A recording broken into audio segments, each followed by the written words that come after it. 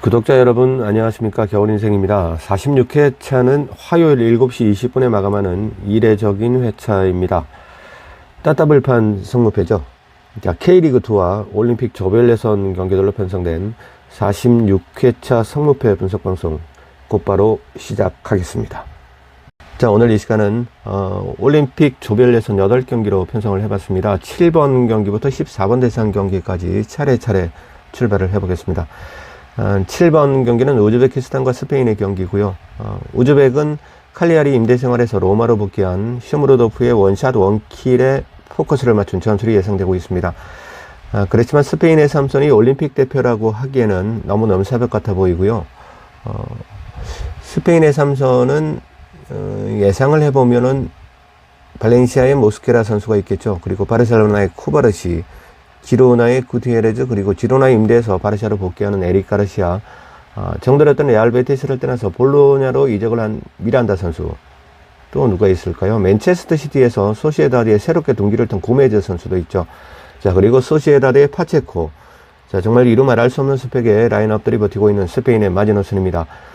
쇼무로도프 선수가 신장이 1m 90이거든요. 우즈베키스탄에. 신장이 굉장히 좀 장신이면서도 스피드도 있고, 압박에도 강하고, 나무랄 데가 없는, 윙어로도 가능하고, 그리고 섀도우 스트라이크로도 가능하고, 아무튼 우즈베키스탄에게 그 쇼무로도프는 보물 같은 존재라고 보여집니다. 그러니까, 주장으로 아마 나설 것으로 사료가 됩니다. 자, 근데, 이 쇼무로도프의 그 공중 타점, 그러니까 높은 타점을 감안하면 같은 신장의 알메리아의 푸빌이 선발로 출격하지 않을까 생각이 들기도 하고요. 중앙백 라인은 아무래도 상대 스트라이크의 키보다는 조금 더 높은 게 낫겠죠. 그렇게 본다면 알메리아의 푸빌, 발렌시아의 모스케라, 191이죠. 모스케라 선수가. 그렇기 때문에 모스케라 선수하고 푸빌 선수가 스페인의 그 12라인, 중앙백 라인으로 출발을 하지 않을까. 예상을 해보고는 있지만 푸빌이 나올 가능성은 좀 높지 않다고 보여집니다. 모스케라 선수, 그리고 쿠바르시, 구티에레즈, 한 자리는 에릭 가르시아나 고메즈 선수가 삼선으로 출발을 하지 않을까 그렇게 생각이 듭니다. 하지만 그 쇼무로도프 선수가 원맨으로서는 전방 압박에 굉장히 강한 선수거든요. 그래서 스페인의 골키퍼로 누가 나설지가 다소 부담스러운 부분으로 작용하지 않을까 사료가 됩니다. 골키퍼는 개인적인 예상으로는 에스파뇰, 그러니까 라리가로 승격을 했죠. 에스파뇰이. 에스파뇰의 가르시아 선수가 출전하지 않을까 그렇게 예상을 해보고 있습니다. 가르시아 선수는 그 라리가2에서 이 성격 플레이오프를 그 과정에서, 그러니까 준결승이 스포르팅 히온, 그리고 결승전이 레알 오비에도와의 결승전이었는데 1차전이 모두 불리한 상황에서 2차전을 치렀고, 정말 가르시아 선수가 아니었으면 에스파뇰은 올 시즌에도 라리가2에서 아마 존재하지 않았을까 그런 생각을 해보고 있습니다. 정말 신들린 선방 쇼로 에스파뇰을 라리가로 승격을 시켰던 가르시아 선수가 이 파리 생제르맹의 서브 키퍼 테나스를 벤치에 앉혀놓고 1번 셔츠를 입을 것 같습니다. 예상이니까 틀릴 수도 있겠지만 아마도 가르시아 선수가 1번 셔츠로 출발을 하지 않을까 그렇게 생각이 됩니다. 181이라는 단신이죠. 골키퍼라면. 골키퍼로서는 굉장히 단신인 가르시아 선수지만, 라리가2에서 또, 그런 존재감을 내비친 부분이 아마 벤치에서 선발카드로 작용하지 않을까 생각이 들고, 그렇지만 이 단신이라는 핸디캡, 그리고 라리가2에서 탈압박 과정에서 미스매치가 있었던 부분이 조금 불안스러운 그런 부분이기는 합니다. 하지만, 수비수를 등진 플레이에서 버벅거리는 쇼무로도프라서 191의 빠른 장신 모스케라 선수, 그리고 회전 동작에서 파워가 좋은 미란다나 고메즈 선수하고 미란다 선수가 아마 동시에 출전하기는 좀 힘들 것 같고요. 그러니까 미란다나 고메즈 둘 중에 하나가 모스케라 선수하고 12라인을, 그러니까 중앙백 라인을 형성을 해준다면, 쇼무르도프의 그 좀 단점들을 잘 잡아낼 수 있지 않을까 생각이 들고, 이렇게 된다면, 쇼무르도프 선수에게 밀착을 하겠죠. 그리고, 시오 선수는 이 수비수 등진 상태에서 굉장히 버벅거리는 선수이기 때문에, 이런 과정에서 쇼무르도프를 낙동강 오리올로 만드는 건, 그리 어려운 과제는 아닐 것으로 전망을 해보겠습니다. 우즈베키스탄의 수비 라인도 뭐 비록 한 선수는 있죠. 뭐 우즈베키스탄, 그러니까 우즈벡산 김민재로 자평을 하고 있는 쿠사노프 선수가 있기는 합니다. 하지만 그 야말 선수 그리고 쿠바르시 선수와 함께 바르셀로나의 미래를 짊어지고 나갈 페르민 로페즈 선수가 아마 합류를 했을 겁니다. 그 선수를 따라다니다가 뭐 가랑이 찢어지는 그런 사태가 발생하지 않을까 걱정이 됩니다. 쿠사노프 선수가 수비를 잘 하긴 해요. 근데 아무래도 이 로페즈 선수의 스피드를 뭐 따라잡는 거는 뭐 힘들지 않을까 그런 생각이 들고, 그리고 또 득점왕이 취미생활인 선수가 있죠. 아벨 루이즈는 브라가에서 그 지로나로 날아와서 올대로 합류를 했습니다. 그렇기 때문에 스페인의 지금 뭐 A 라인업은 뭐 과부하가 걸린 듯한 누구를 빼고 누구를 넣어야 될지 모를 정도로 굉장히 좀 성인 국대와 비교해서도 손색이 없는 그런 스쿼드로 보시면 될 것 같습니다. 그리고 또 공격 자원에 오모도리언 선수가 또 알라베스 임대 생활을 접고 소속 팀이죠. 아틀레티코 마드리드로 돌아왔기 때문에 좀 뭐 여러 가지 면에서 누가 오모도리언이 나오든 아니면은 뭐 로페즈가 나오든 그리고 또 뭐 루이즈가 나오든 스페인의 최전방도 문제가 없지 않을까 그렇게 보여집니다. 아무튼 우즈벡의 3선을 농락할 수 있는 스페인의 예열은 이미 마친 것으로 평가를 하고 싶습니다. 아르헨티나를 사우디가 월드컵에서 잡아내던 그 기적. 자, 사우디가 아르헨티나를 잡던 기적이 이번 경기에서 뭐 소환되지 말란 법은 없지만 기적은 기적이고 배팅은 배팅입니다. 자, 이변과 기적은 각기 다른 형태의 반란이고요.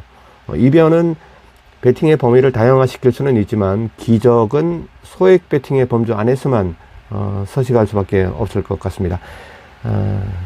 7번 경기는 스페인의 승리로 소신 배팅을 한번 가져가 보겠습니다. 자, 다음은 8번 경기로 가보겠습니다. 아르헨티나 대 모로코의 정말로 재미있을 것 같은 일전입니다. 아르헨티나야 굳이 설명드리지 않더라도 우승 후보로 분류가 되겠지만 그래도 노련미가 좀 물씬 풍겨져야 아르헨티나다운 축구를 펼쳐볼 수 있다고 생각이 듭니다. 맨시티의 알바레즈나 피오렌티나의 루카스 벨트란 그리고 올림피아코스의 에제 선수의 개인 능력만 조심을 하면 전술적으로는 모로코가 겁먹을 만한 상대까지는 아닌 것 같고요. 아르헨티나 일본 키퍼 아약스의 롤리 선수도 올 시즌에는 부상도 있었지만 롤러코스터 같은 경기력을 보여주고 있기 때문에 모로코의 공중볼 경합 능력이 좋은 누구죠? 레알 베티스의 에달 조울이나 발끝의 궤적이 끝내주는 아라인 소속의 라이미 선수. 자, 이 두 선수와 아르헨티나 일본 키퍼 롤리의 머리 싸움에서 롤리가 제대로 한번 낚일 가능성도 충분히 예상 범주 내로 감안을 해야 하지 않을까 생각해보는 겨울 인생입니다. 자, 왼쪽 라인의 정교한 움직임과 오버래핑이 최대 장점인 모로코고요. 그리고 모로코의 왼쪽과 정면으로 충돌되는 아르헨티나의 마지노스는 벤피카의 오타멘디나 뭐 엘라스와 산프도리아에서 뛰었던 아미오네 정도로 주축을 예상해 볼 수가 있겠죠. 그렇지만 아미오네는 중앙백 라인에서 왼쪽으로 지우치는 것이 뭐 자명해 보이고, 오타멘디는 중앙백 자리에서 최상의 경기력을 보여주는 아이라서 이 모로코가 자신들의 오른쪽으로 시합으로 치고 들어온다면 아르헨티나 벤치에서 어떤 카드로 대응을 할지 정말 궁금해지는 매치업이기도 합니다.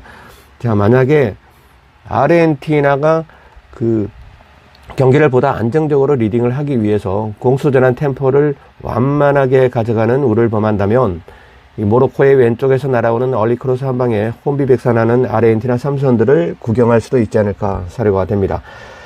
아르헨티나는 아르헨티나답게 화려함 속에 숨은 그 스피드, 화려한 것 같으면서도 굉장히 스피드가 있는 아르헨티나의 공격 전개 과정, 그리고 패싱 게임, 자, 이런 부분들로 그라운드를 지배하려고 하면 됩니다. 근데 만약에 아르헨티나가 승인 대표, 그러니까 승인 국가대표팀에서 간간히 보여주고 있는 그 변칙 슬로우 템포라고 하죠. 이런 부분을 개인적인 생각에서는 23세 이하 팀에게 적용을 시키지는 않을 거라는 생각이 드는데, 만약에 벤치가 그 아르헨티나 A 대표팀에서 간간히 보여주고 있는 그 변칙 슬로우 템포를 선택을 하는 순간 모로코에게 패하는 뭐 그런 결과까지도 가늠을 해볼 수가 있다고 생각이 됩니다. 아르헨티나는 아르헨티나답게, 그리고 모로코는 모로코답게 한판 제대로 맞짱을 뜨는 경기가 되지 않을까 싶고, 아무튼 아르헨티나는 정통적인 방법으로 뚫고 나가야지 그 변칙적인 전술을 가져가는 순간 패착으로 귀결될 수도 있다는 점을 감안을 해야 될 것 같습니다. 자, 그래도 예상 라인업을 만들어 보면 기본적인 뎁스가 그 모로코보다는 한 수위는 아니지만 한 반수위 정도 되겠네요. 그러니까 아르헨티나가 기본적인 뎁스가 모로코보다 반수 위로 정리해 볼 수 있는 매치업이다. 그러면은 아르헨티나의 우위가 예상되는 건 당연지사겠죠. 그리고 또 모로코의 3선이 물론 뭐 파리 생제르맹의 하키미 선수가 뭐 차출돼서 오기는 왔지만, 하키미 선수 혼자서 뭐 아르헨티나의 그 다양하고 정말 루트가 다양한 그 최전방의 파상 공세를 막아낸다는 가정도 정말 우스운 시놉시스 같아 보입니다. 자, 하지만 만약에 모로코의 디펜시브 서드를 아르헨티나가 빠른 시간에 함락하지 못한다면 좀 문제가 생길 수도 있다고 보여지고요. 경기는 빠른 시간에 아르헨티나가 모로코를 제압을 해야 아르헨티나가 대승을 거두든 뭐 어떤 식으로든 승리를 거둘 수 있다고 보여집니다. 만약에 초반부터 그 모로코 자신들에게는 파이널 스드가 되겠죠. 그러니까 그 모로코의 디펜시브 서드를 아르헨티나가 빠른 시간에 함락을 하지를 못한다면 모로코에게는 정말 다양한 옵션이 존재를 합니다. 레알 베티스에서도 그 페그리니 감독의 훌륭한 쪼커였던 모로코 에잘자올리의 지능적인 돌파 한 번으로 하퍼스페이스를 이미 선점하고 있는 라이미의 발끝까지 전달되는 장면, 이런 장면들이 굉장히 좀 자주 연출되리라고 보여지고요. 그렇게 된다면 이 아르헨티나 벤치의 망연자실한 탄식을 우리가 TV 화면으로 접하게 될 수도 있을 것으로 사료가 됩니다. 에잘자올리 그리고 라이미 선수, 이 두 선수의 조합이 아르헨티나를 함락시킬 수도 있다, 이렇게 보시면 될 것 같고요. 그래도 기본적인 기량, 자, 아르헨티나를 버릴 수는 없겠죠. 그래서 이 경기 8번 경기의 매듭은 승무나 아니면 상황에 따라서는 승패로 굉장히 공격적인 조합으로 승부수를 한번 띄워볼까, 일단 그렇게 준비를 하고 있는데 최종 확정 구간까지 좀 더 고민을 해보겠습니다. 이 경기는 그래도 복수 마킹은 반드시 가져갈 경기로 보여지고요. 개인적인 생각에서는 저는 승패로 아마 강승부를 가져가지 않을까, 그렇게 생각해 보고 있습니다.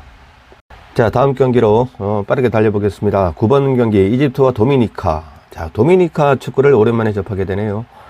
이 도미니카에서 우리가 대접해볼 만한 선수는 왼쪽 3선의 피르포 선수, 이 선수 말고는 아무도 기억이 안 납니다. 세티엔 감독 시절에 레알 베티스 발렌시아 때부터 눈여겨보았던 선수고, 바르샤로 이적하고 나서 챔피언스리그 도르트문트전에서 깜짝 활약을 했던 선수였습니다. 최근의 모습은 본 적이 없고요.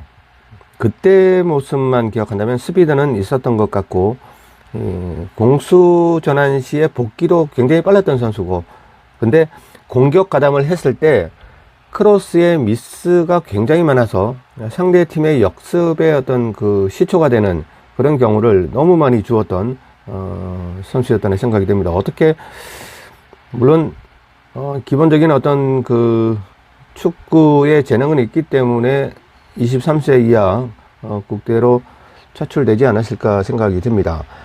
근데 그렇게 기억 속에 이 피르포 선수는 그렇게 아주 뭐 날아다니는 그런 선수는 아니었던 걸로 기억을 하고 있습니다. 피지컬은 근데 굉장히 좋았어요. 그래서 피지컬이 좋았기 때문에 오버래핑을 시도할 때 상대 선수를 한 두세 걸음 정도 따돌리는 건 뭐 정말 식은 죽 먹기 같은 선수였고요. 굉장히 뭐 육상 선수처럼 굉장히 잘 뛰는 선수였고, 그러니까 상대 선수들을 따돌리는 스피드는 인류였지만 그 파이널 서드로 침투 후에 가져가는 퀄리티는 삼류 선수였다는 생각이 들고, 혼신을 다해서 가담하는 수비 전환율은 좋았지만 백라인이 가져야 하는 그 기본적인 테크닉이 굉장히 부족했기 때문에 벤치의 관점에 따라서는 포백 전술의 윙백으로서는 뭐 쓸모없는 수준일 수도 있었고요. 하지만 3백 포맷으로 나서는 만약에 전술을 가져간다면 그 왼쪽 윙백으로서의 쓰임새는 정말 짭짤할 수도 있었던 그 주니어로 피르포였다고 생각이 됩니다. 그래도 지금은 리즈 유나이티드에서 여기로 갔었군요. 아무튼 자, 지금은 리즈 유나이티드에 없어서는 안 될 존재로 자리매김을 했다고 보여집니다. 각종 기록들을 보면 대충 답이 나오죠. 자, 지금 도미니카에서 가장 핫한 경기력의 선수가 주니어르 피르포라는 건 아무리 역대 최악 같은 그 스쿼드로 소집이 된 이집트라지만 팀 전체 라인업의 클래스를 평균값을 내어서 비교를 해보았을 때 이집트의 승리 말고는 선택지가 아쉬워 보입니다. 이집트의 승리에 마킹을 해야겠죠. 저도 이집트의 승리에 정말 빛의 속도로 마킹하고 다음 경기로 떠나보겠습니다. 자, 다음 경기는 10번 대상 경기로 가보도록 하겠습니다. 기니와 뉴질랜드 매치업이고요. 23세 이하 기니의 경기력은 대단하죠. 프랑스와 아마 조 1, 2위를 다투지 않을까 보고요. 작년에 그 괄목할 만한 성적을 보여줬던 아프리카 네이션스 23세 이하 국대 멤버들이나 뭐 지금 멤버들이나 뭐 같던지 아니면 더 잘하던지라고 보는 게 맞지 않나 싶습니다. 특히 미들라인에 포진할 것 같은 브레멘의 케이타나 라브레의 뚜레 그리고 라이프치히에서 헤타페로 단기임대 와서 정말로 고생해준 모리바 선수. 자, 모리바 선수는 헤타페에 와서 정말 충성을 다해주고 라이프치히로 떠났다고 보시면 될 것 같습니다. 모리바가 그 지난 3월에 지로나전에서 산티아고에게 그 투어킥으로 결승골을 어시스트 해둔 장면은 그 정말 당시에 2주의 가장 감각적인 도움 장면으로 꼽힐 정도였으니까 뭐 축구를 알고 하는 선수라고 볼 수가 있죠.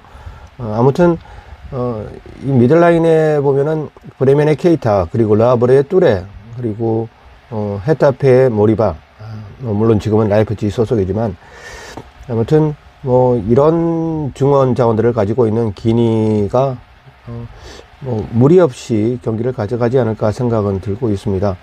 아무튼 이 케이타와 뚜레 그리고 모리바의 연체동물 같은 탄력적인 움직임은 기니의 세컨스들을 아마 든든하게 지켜주리라고 가늠을 해보고 있습니다.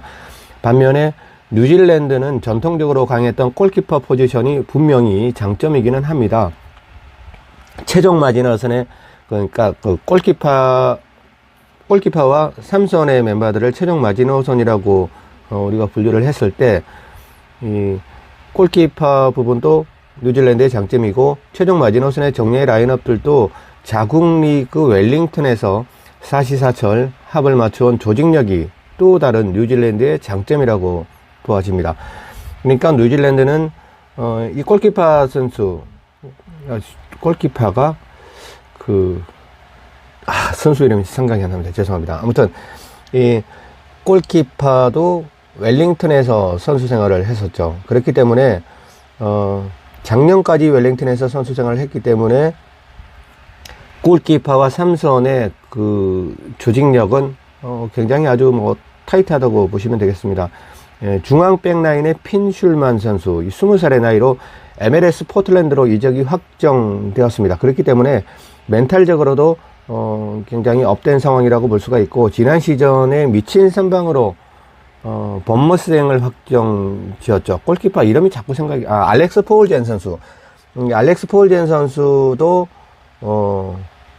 아까 말씀드렸듯이 웰링턴에서 작년까지 있었기 때문에 지금의 삼선들과 동고동락했다고 볼 수가 있죠. 그래서 눈빛만으로 소통이 되는 뉴질랜드 수비 라인의 조직력은 정말 간과할 수 없는 팩트로 사료가 됩니다. 뉴질랜드는 아마 포틀랜드로 이적이 확정된 핀슐만 선수, 이 선수도 저는 아주 짧은 한 20분 정도 경기만 슐만 선수를 봤기 때문에 이 선수의 모든 걸 짧은 경기로 평을 할 수는 없지만 굉장히 좀 이렇게 피지컬적으로 뉴질랜드의 최종 마지노선을 책임질 수 있지 않을까 그런 생각이 들고요. 그리고 폴젠 선수도 이제 본머스로 떠났으니까 폴젠 선수나 슐만 선수나 모두 멘탈적으로도 굉장히 좀 업된 분위기에서 경기를 치를 수 있을 거로 생각이 됩니다. 하지만 그래도 이러한 잘 조련되고 뛰어난 뉴질랜드의 어린 삼선들이 체감하게 될 기니 라인업들은 정말 고무공처럼 탄력이 엄청납니다. 그렇기 때문에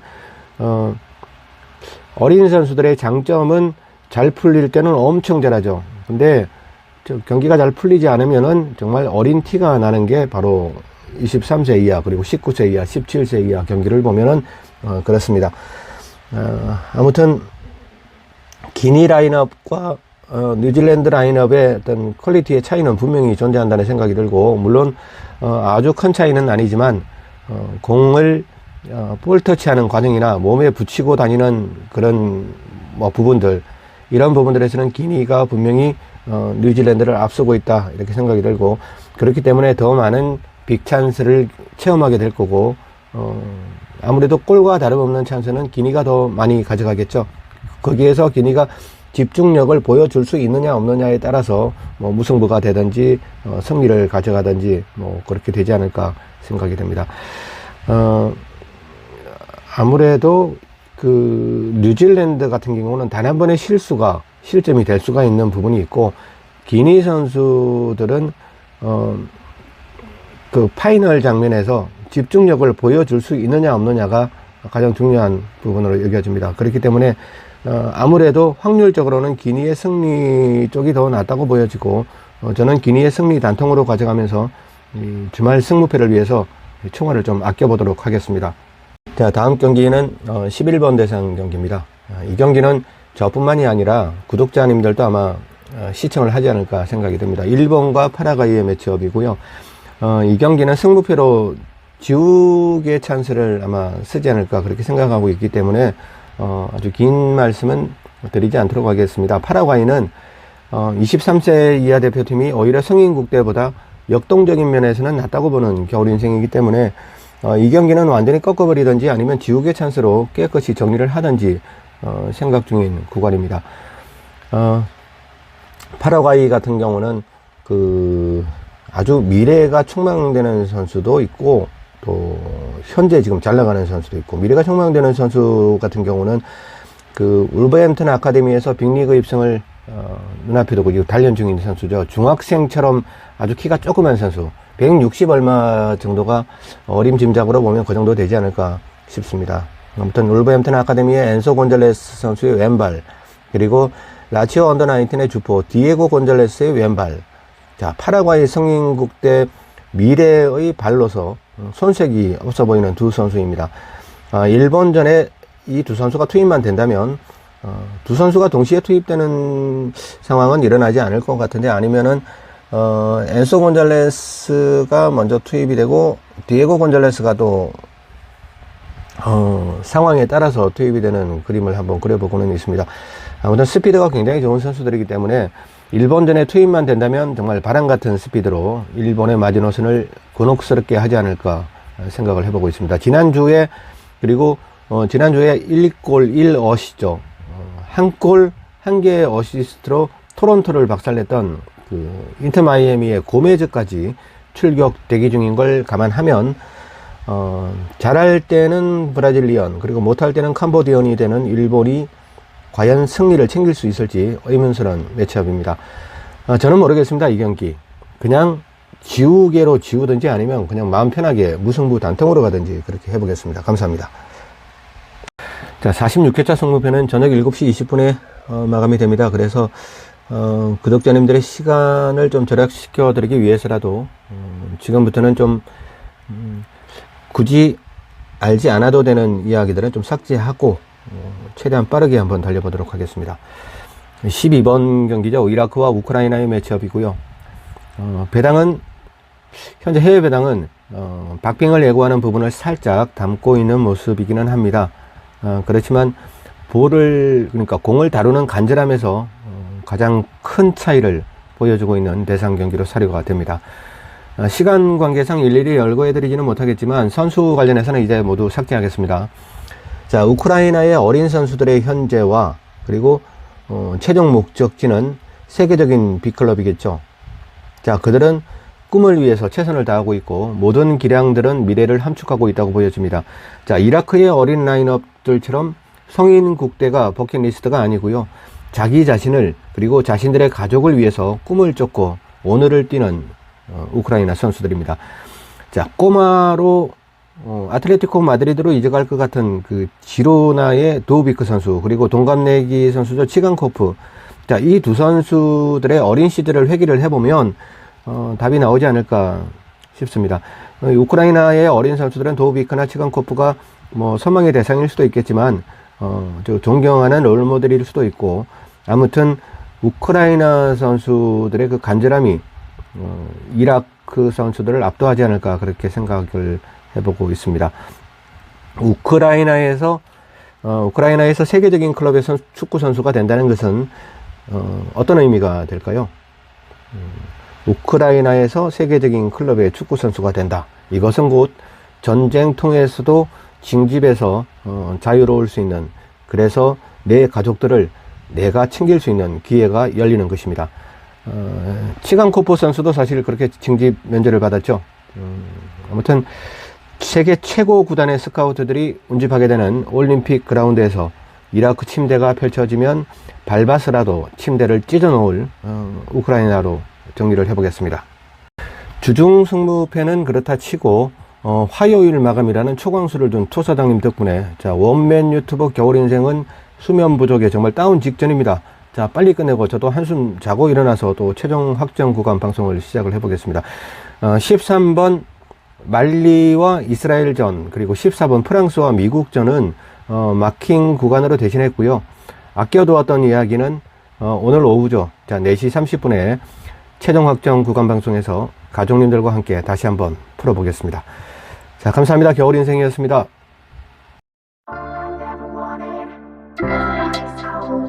All I've ever needed was a nice cold man.